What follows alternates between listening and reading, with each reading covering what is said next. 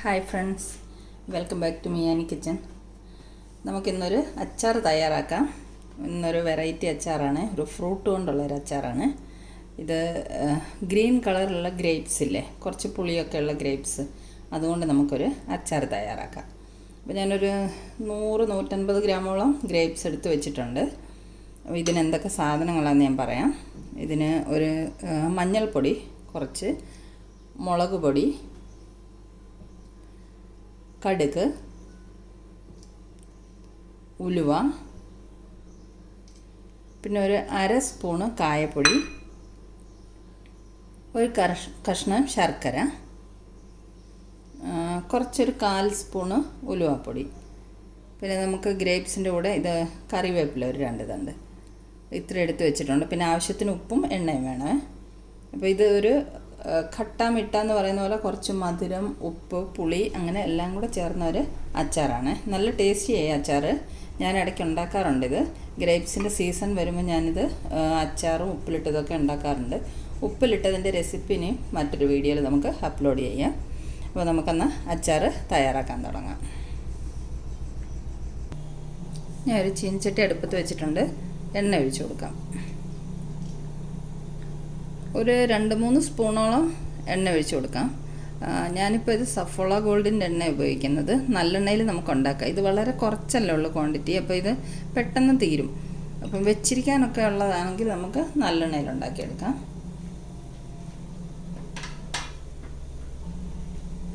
എണ്ണ ചൂടാവട്ടെ. എണ്ണ ചൂടായിട്ടുണ്ട്. നമുക്കൊരു 1/2 സ്പൂണോളം കടുക് ഇട്ട് കൊടുക്കാം.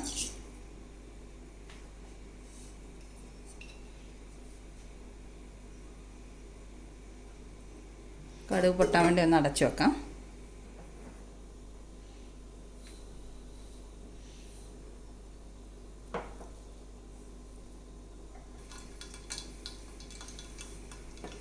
കടുക് പൊട്ടി കഴിയാറായി. നമുക്കൊരു 1/4 സ്പൂണ് ഉലുവ ഇട്ട് കൊടുക്കാം.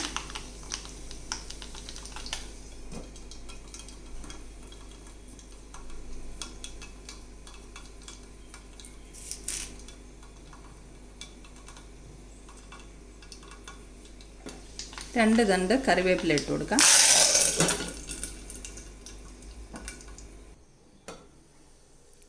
കടുക് ഉലുവയൊക്കെ പൊട്ടി കറിവേപ്പിലയൊക്കെ നല്ലോണം ഫ്രൈ ആയിട്ടുണ്ട്. ഇനി നമുക്ക് ഫ്ലെയിം ഓഫ് ചെയ്തിട്ട് ഇതിലേക്ക് കുറച്ച് മഞ്ഞൾപ്പൊടി ഇട്ട് കൊടുക്കാം.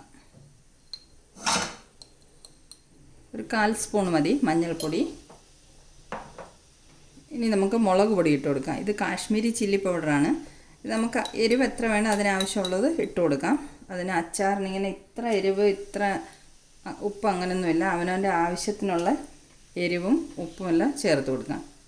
ഞാനിപ്പോൾ ഒരു 3 ചെറിയ സ്പൂണ് മുളക് പൊടി ഇട്ട് കൊടുത്തിട്ടുണ്ട്. ഇപ്പോൾ ഫ്ലെയിം ഓഫിൽ തന്നെയാണ് വെച്ചിരിക്കുന്നത്.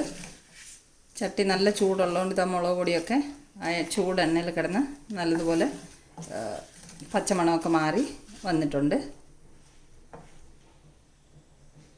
ഇതിലേക്ക് നമുക്ക് ഗ്രേപ്സ് ഇട്ട് കൊടുക്കാം.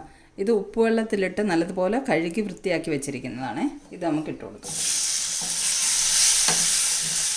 ഒട്ടും വെള്ളം ഒഴിക്കേണ്ട ആവശ്യമില്ല.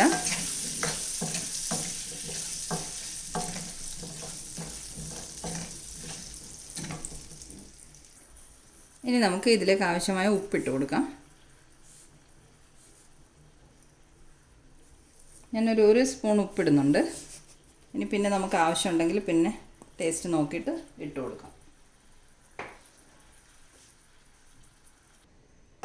നമുക്കൊന്ന് ഇളക്കി മിക്സ് ചെയ്യാം. ഇനി നമുക്ക് പതുക്കെ ലോ ഫ്ലെയിമിൽ കുക്ക് ചെയ്തെടുക്കാം. അധിക സമയം കുക്ക് ചെയ്യേണ്ട ആവശ്യമില്ല, കുറച്ച് നേരം വെച്ചാൽ മതി. ഇതിലേക്ക് നമുക്ക് എടുത്ത് വെച്ചിരിക്കുന്ന കായപ്പൊടി ഇട്ട് കൊടുക്കാം. വളരെ പെട്ടെന്ന് 5 മിനിറ്റ് കൊണ്ട് തയ്യാറാക്കാൻ പറ്റുന്ന ഒരു അച്ചാറാണ്. ഇതിലേക്ക് നമുക്ക് ഒരു 1/4 സ്പൂൺ ഉലുവാപ്പൊടി എടുത്ത് വെച്ചിരിക്കുന്നത് ഇട്ട് കൊടുക്കാം. മിക്സ് ചെയ്തെടുക്കട്ടെ.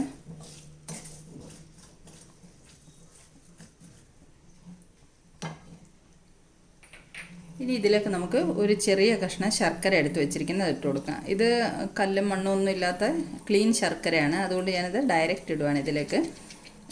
ഇതിൻ്റെ ഉപ്പും പുളിയും എരിവും ഒക്കെ ഒന്ന് ബാലൻസ് ചെയ്യാൻ വേണ്ടിയിട്ടാണ്. ഈ ശർക്കര ഇടുമ്പോൾ ഒരു നല്ല ടേസ്റ്റാണ് ഈ അച്ചാറിന്. നോർമൽ അച്ചാറിനൊന്നും ഞാൻ ഇടാറില്ല. ഇത് ഗ്രേപ്സിൻ്റെ അച്ചാറായതുകൊണ്ട് മാത്രമാണ് ശർക്കര ഇടുന്നത്. ഇനി ഈ ശർക്കര ഇതിൽ കിടന്നൊന്ന് അലിഞ്ഞ് വരട്ടെ. ഒരു 2 മിനിറ്റ് നമുക്കിത് അടച്ച് വെക്കാം. ഗ്രേപ്സ് ചെറുതായിട്ടൊന്ന് കുക്കാവട്ടെ. അധികം കുക്ക് ചെയ്യണ്ട, ജസ്റ്റ് ഒരു 2 മിനിറ്റ്സ് കുക്ക് ചെയ്താൽ മതി. ശർക്കരയൊക്കെ അലിഞ്ഞെല്ലാം അച്ചാർ റെഡി ആയിട്ടുണ്ട്. നമ്മുടെ ഖട്ടാ മിഠാ ടേസ്റ്റി അച്ചാർ ഇവിടെ റെഡി ആയി കഴിഞ്ഞു. ഒരു ബൗളിലേക്ക് സെർവ് ചെയ്ത് കാണിച്ചു തരാവേ. നമ്മുടെ ഗ്രേപ്സ് പിക്കിള് റെഡി ആയിട്ടുണ്ട്.